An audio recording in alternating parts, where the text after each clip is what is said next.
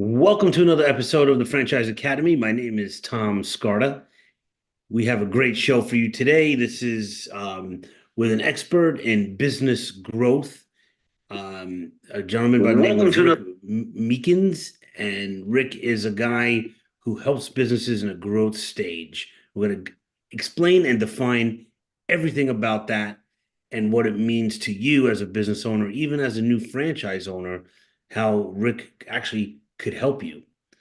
So today is special.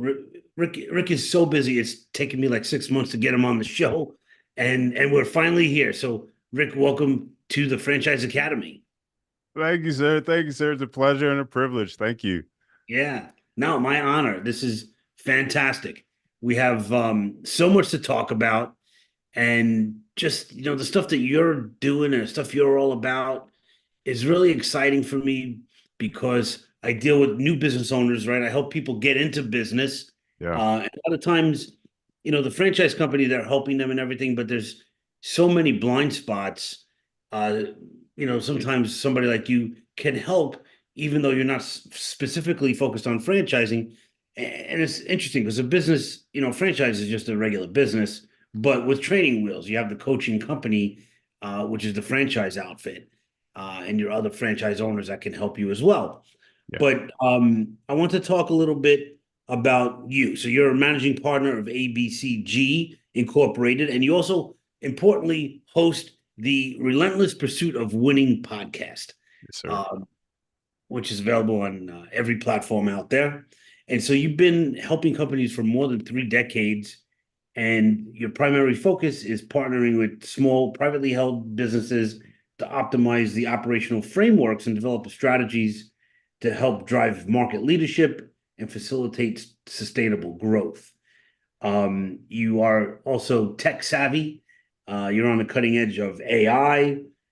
There's just so much going on with what you could do. So I wanted to kind of dig in and talk about strategic planning first, right? So, like, what is strategic planning? Why should a company even be concerned about that when they're starting up?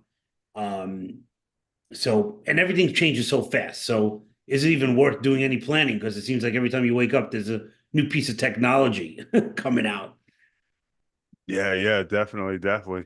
When I look at strategic planning, I'm looking at, it's like what is that goal? You know what I'm saying? It's like there's no point in getting on the road if you don't have that goal, that destination that you're going to get to. You know what I'm saying? The strategy, the strategic planning is how you're going to get from here to there. And it's just like being on the highway. You know what I mean? It's like you're in Florida, you're headed up to New York, go back home, you're going to hit 95 and you're going to hit, you know what I'm saying? But there's traffic, around DC, there's traffic around Richmond, et cetera, et cetera. It's just like, oh my gosh. Strategic planning says, hey, you know what? It's like, this is our plan, but, we've got to be resilient. We've got to pay attention to what's going on in the environment and be flexible in order to change. It doesn't mean that we don't hit our goal. It means that we understand what kind of issues could pop up and cause us to take a detour, if you will. So our strategic planning overall is, hey, you know what, I'm going to take some steps. I'm going to, go through, the different states and cities, et cetera, et cetera. I'm going to get from point A to point Z. And this is the plan that I have to get there. Right. And it sounds like what you're teaching business owners is to be resilient and be able to change on the fly, because in business you need to do that. Absolutely. Absolutely. Absolutely. And that's the key now. It's like, years ago, you have that strategic plan and it's just like, okay, this is kind of what we're going to do. You know what I'm saying? It's kind of, closer to set in stone, but with things changing so quickly, it's just absolutely crazy. If you're not paying attention, you're just going to be left in the dust. It was funny, that guy there was a guy many, many years ago that had figured out a way to mass produce black and white TV screens.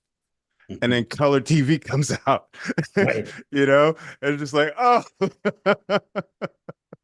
I'm like a master at a day late technology, right? I keep my beeper next to my fax machine right now. So oh no, not the fax machine.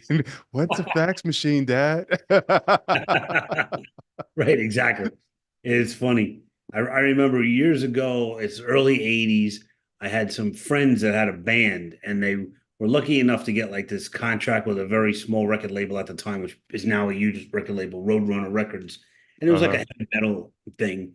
And I remember we both drove trucks together. So I'm going back in like 40 something years ago. And the guy comes in one day, he goes, "Look, we got these things on CD." I'm like, "What?" What? I'll never forget that. I can see it in my mind's eye. I'm like, CD, what?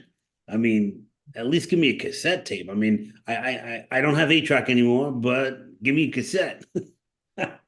That's awesome, man. Never forget that. Um, and so I think that's a great thing that you're talking about here because when you're in a job, right? You're whether it's a small business that you're working for or a really large Fortune 100 or whatever, you Hmm. know, you got somebody that's running the ship. You're just a hand on deck. You're doing what they tell you to do. You go home at 5 o'clock or whatever, and that's it. When you can't have that mindset when you're in business.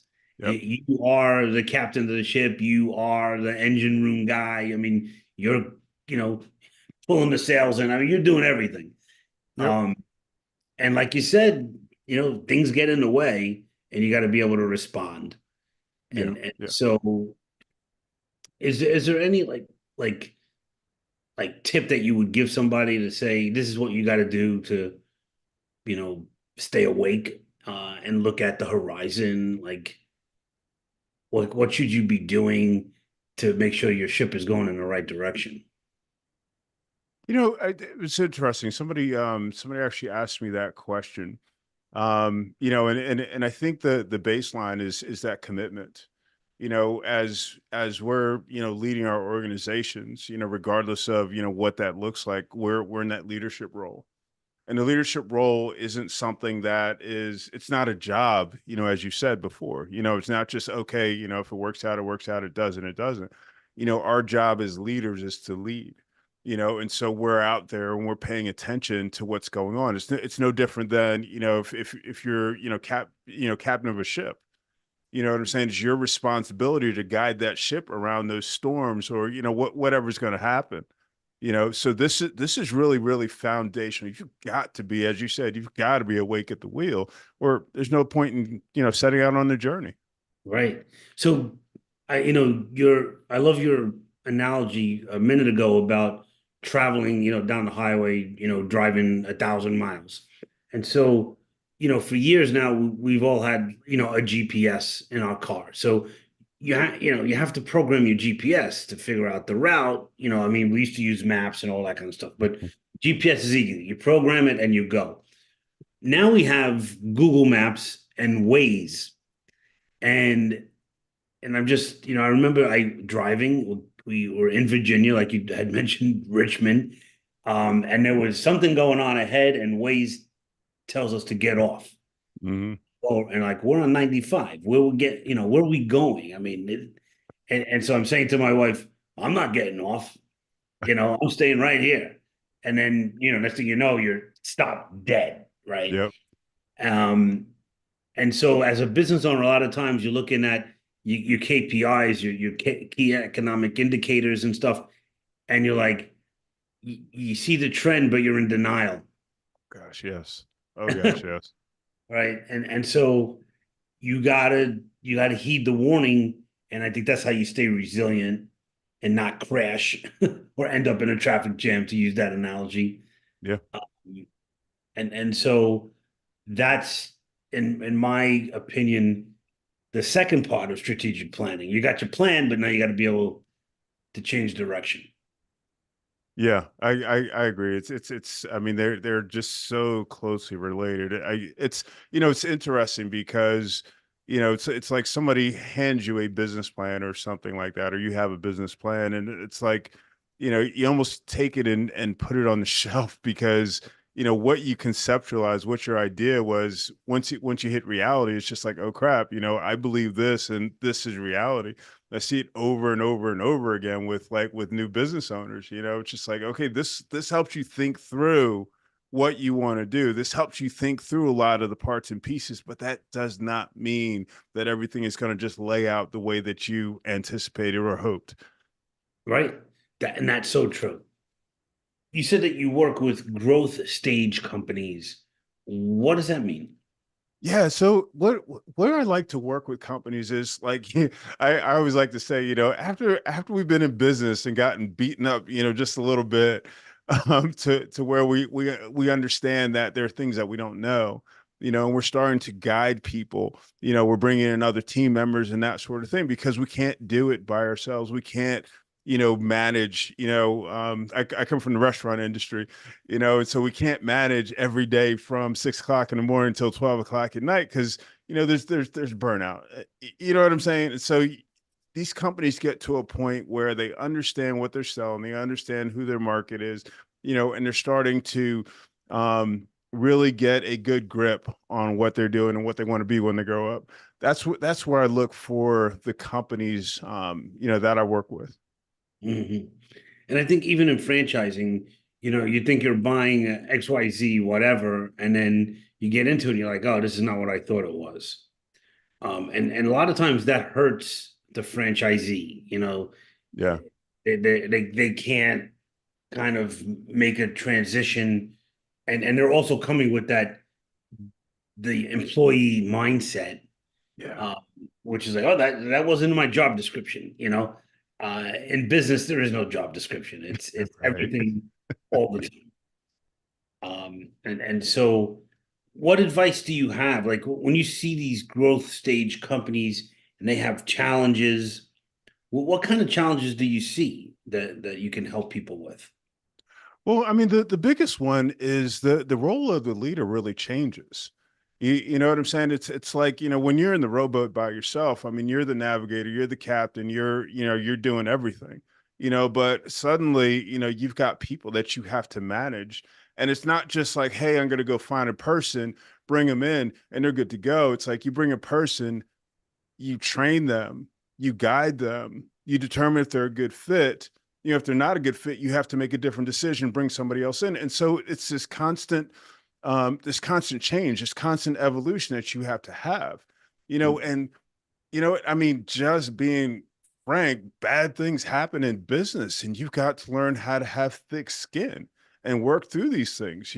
As you said before, you can't be on that hopium diet and just assume everything's got to go, the way that you anticipate. And if you're in this la la land, then you're just not going to make it. You're going to be part of that 90% that just walks away from your business. Yeah. No, and that's crazy and sad when that happens. And you make a great point about my earlier point that we spoke about offline, which is being addicted to smoking opium and hoping that everything is going to work out. If you're just Exactly. right, if you're just smoking opium, you're going to be in for a rude awakening because it gets addictive, and then all of a sudden you find yourself in a place that's really backwards, and you're not making money, and the stress level is ridiculous, and that's when people walk away. So Yes. instead of that, you got to have your strategic plan. Yep. Yep. Absolutely. Absolutely. That's what I love. So you said also something, and I have it written down. Um, how important is it to have the right thing that drives you? Like you have to be driven. On my wall back here, I don't know if you could see it. It says, "Remember your why," Yep. and that's important. But what's your take on it? What is that drive? I find it to be critical. I mean, as we've been talking about, things don't always go the way that we envision. And that why is a lot of times that thing that recenters us. It's that thing that says, hey, you know what? Um, even though, everything looks bad, et cetera, you have a purpose that's bigger than this. And we talked a little bit about franchises before, and it's kind of that same process, where you can't, if you've got your why, if you're clear on why you're doing what you do, if you're clear on your purpose, it's much easier to align and more likely to be successful in the business that you're in. because it's bigger than just, hey, you know what, I've got to get in and I've got to make money and this and that. If you go into, it's been said, if you're going into business, just to make money, you're probably, going to be in a very, very difficult place. Yeah, that's so true. It's so like people call me, to buy a franchise. My first question is why, and once in a while you'll get somebody who's like, oh, I really want to buy this Ferrari or some kind of material item. And I'm like, I'm going to stop the conversation now because if that is your why, you're not going to make it because Yeah. when things are tough and you got to get out of bed to make things happen, that Ferrari's got not enough juice to get you out of bed. So And, true. So true. right, you got to have something that's internal, something that is important, something that's going to make you do it. Um, and that comes with a lot of self introspection, right? It's like it's interesting. I was reading a book called The Way of the Seal, which is about Navy SEALs, I heard and about that book. yeah, it's a great book. But surprisingly, a lot of it is based on self introspection and meditation. Hmm. Figure out what your direction is, and really ask yourself tough questions about why do you want to do this. I want to make extra money. Yeah, I know we all want to make extra money. You know, some people call me and say, "Well, what's the best franchise?" Just what? Which? No, they say which franchise makes the most money, Hmm. and it doesn't really matter if you want to make a lot of money. Just become a cocaine dealer. They make a lot of money. If it's just about that, if it's just about the money. Don't buy a franchise. Yeah. I mean, in the right franchise, you will make a lot of money, but that can't be your why. That can't be your driver. That cannot be, why you do what you do. Yeah, yeah, yeah. I mean, I think otherwise it's kind of a short-term play. There's a lot of people that, we see, over and over again, these ads on YouTube and stuff like that. Hey, buy my program, you're gonna make, millions of dollars. I'm making, $10,000 a week, 100,000. It's like, y'all are lying.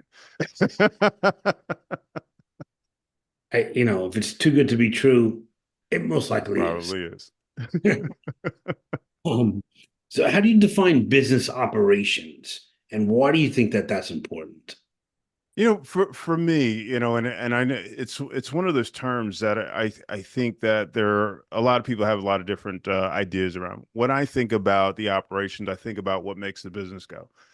So when I look at a company, I'm saying, okay, let's look at your finance. Is your finance just there, or is it an operation? Is it something that is functional? Is your marketing, your business development, is it a function? Is your the way that you're managing your products?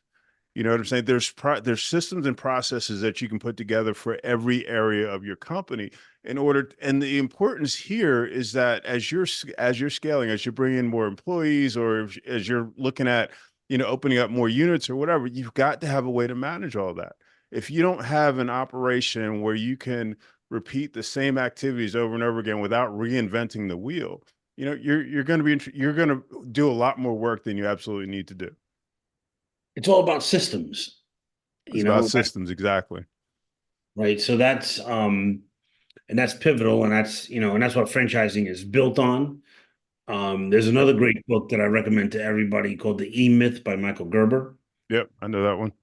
Yeah, it's old school, but it still holds true.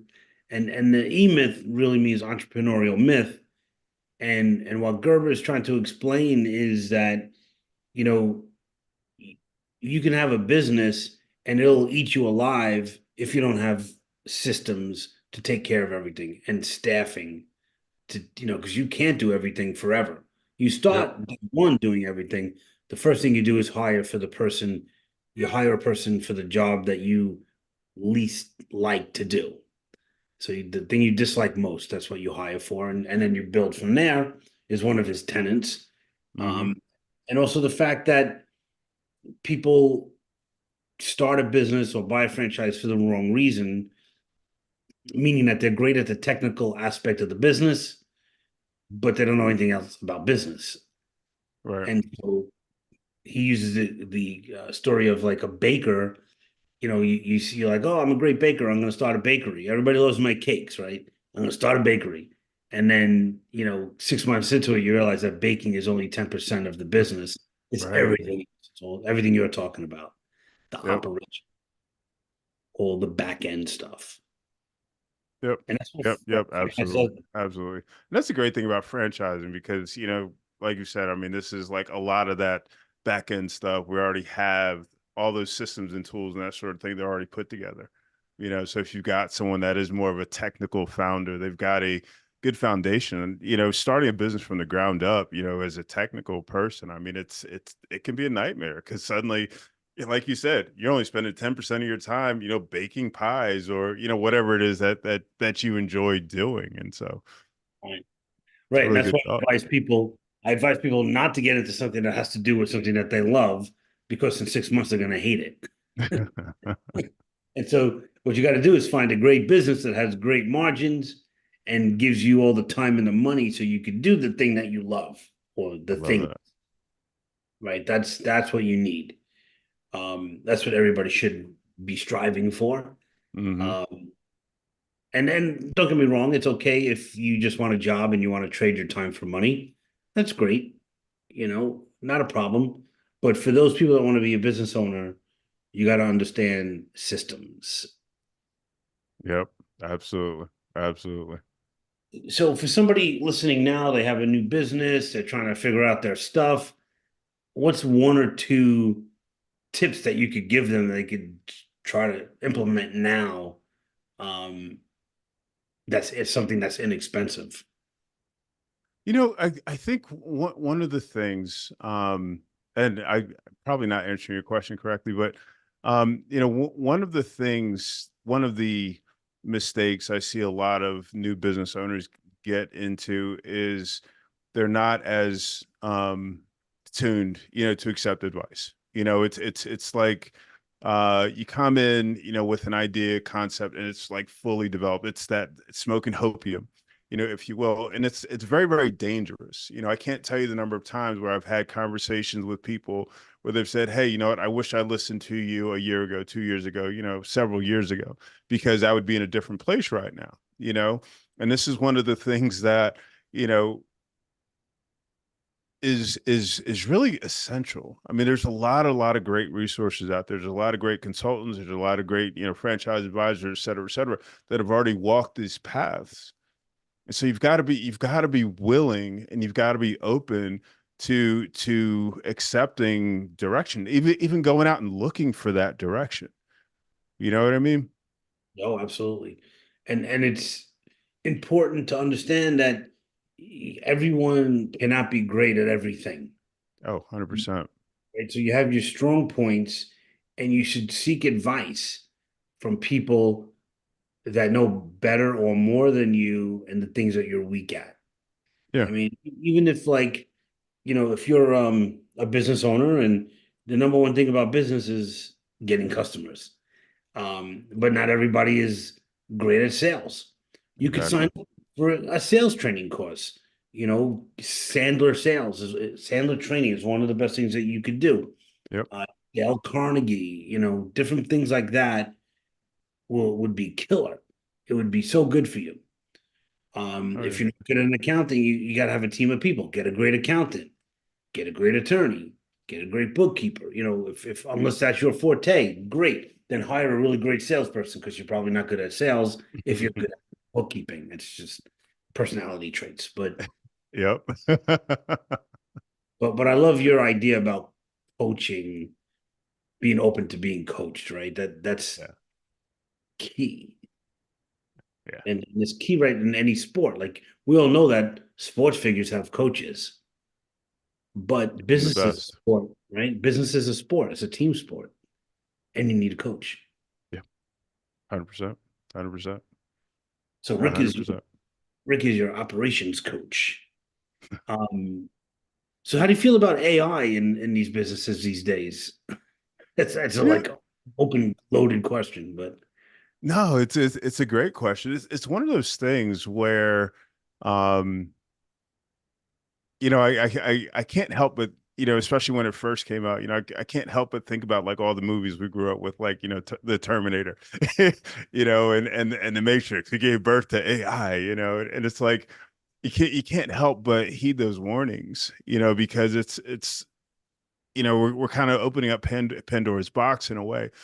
There is definitely benefit, because what we're really looking at is being able to capture huge amounts of information very, very quickly, and being able to, um, get information about it. Is that information always correct? No, it's not, because, bad data in, bad data out. I mean, you know how that goes, but there's certainly a certain I think that there are certainly opportunities to be able to um, embrace AI, but I think that we have to be thoughtful. I think just like anything else, I think we have to understand, what we're dealing with, what its strengths and weaknesses are, and then be able to leverage it, in our businesses. Right, and that's part of what you're doing these days. You're act in some cases as a fractional CFO, is that right? Or Hmm. COO, I should say. COO. COO. Yeah. So that that's part of what you do. Yeah. Yeah, Um, yeah, yeah. It's interesting because, I mean, a lot of what I do ends up looking like, some level of risk assessment. And I'm not going to say that, that's my bag, but, I'm constantly looking, at the risk. What if people leave? What if you can't find? What if, this breaks? What if this is not available, et cetera, et cetera. And the interesting thing is, for me, being able to do the research that I would do much, much faster, leveraging different AI tools has really given me a lot more insight, into certain things that, perhaps I didn't consider, or certain things, or better information in some cases, being able to take a ton of data and then synthesizing it down into, a yeah, couple thousand words. I mean, it's just like that's gold. You know what I mean? yep. No, it's great. I love it. So, one thing I always like to ask folks is, if you can break one myth about your industry, or something that people come to you with, which is a common like misnomer. Anything like that you could talk about? Oh, so the consulting business, of course, it's like, it's almost like, the attorneys. What do you call 10 consultants at the bottom of the ocean? A good start. Funny. I've worked with a lot of consultants, and there are a lot of consultants that are very, very good, and they certainly bring value to your business. You as it's up to you as the business owner, as that leader, to establish what the criteria for success is going to be. If you don't have that walking into the door, and you've got somebody that's going to give you, 10 steps, that's going to turn your business around, or 10 steps that's going to make you the greatest leader, et cetera, et cetera, you know, frankly, that's on you. That's, your business. You as an individual are different than everyone else on the planet. Therefore, you deserve to be treated like that individual. My Yeah, strengths aren't your strengths. My weaknesses aren't your weaknesses. that's great. I love that. Well, cool. How can people get in touch with you if they want to talk more about fixing their operation? Sure, man. Sure. The easiest way to reach me is go to coffeeandaconsult.com. Coffeeandaconsult.com. There's a form there. Just fill that out, and we will be attentive. Wow, coffee and a consult. I like that. That's cool. Keeping it easy. It was like that's like better than my getwithtom.com for my calendar. And damn, Oh, I like that one. I was looking at that. I was just like, this is cool. I need to get this. Getwithrick.com. it's brilliant. Somebody, Absolutely. I didn't make it up. Somebody else, I had a coach. I hired a coach who helped me with ideas like that. It's cool. That's where it's at. This is great. Rick, it's been phenomenal. Thank you so much for coming on the Franchise Academy and dropping some of this gold. It's always great to see you, and we'll talk soon. Likewise.